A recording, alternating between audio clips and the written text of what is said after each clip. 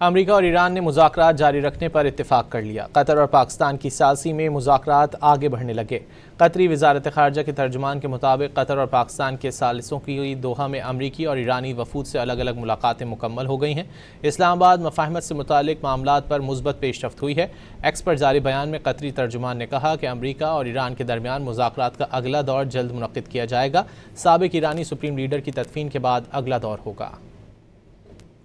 अमरीका और ईरान ने मुज़ाकरात जारी रखने पर इत्तेफाक कर लिया। कतर और पाकिस्तान की सालसी में मुज़ाकरात आगे बढ़ने लगे। कतरी वज़ारत ख़ारजा के तर्जुमान के मुताबिक कतर और पाकिस्तान के सालिसों की दोहा में अमरीकी और ईरानी वफूद से अलग अलग मुलाकातें मुकम्मल हो गई हैं। इस्लामाबाद मफाहमत से मुतालिक मामलात पर मुस्बत पेशरफ्त हुई है।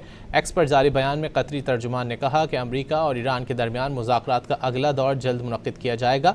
साबिक़ ईरानी सुप्रीम लीडर की तदफीन के बाद अगला दौर होगा।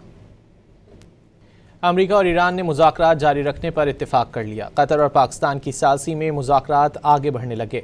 कतरी वज़ारत ख़ारजा के तर्जुमान के मुताबिक कतर और पाकिस्तान के सालिसों की दोहा में अमरीकी और ईरानी वफूद से अलग अलग मुलाकातें मुकम्मल हो गई हैं। इस्लामाबाद मफाहमत से मुतालिक मामलात पर मुस्बत पेशरफ्त हुई है। एक्स पर जारी बयान में कतरी तर्जुमान ने कहा कि अमरीका और ईरान के दरमियान मुज़ाकरात का अगला दौर जल्द मुनक़्क़िद किया जाएगा। साबिक़ ईरानी सुप्रीम लीडर की तदफीन के बाद अगला दौर होगा।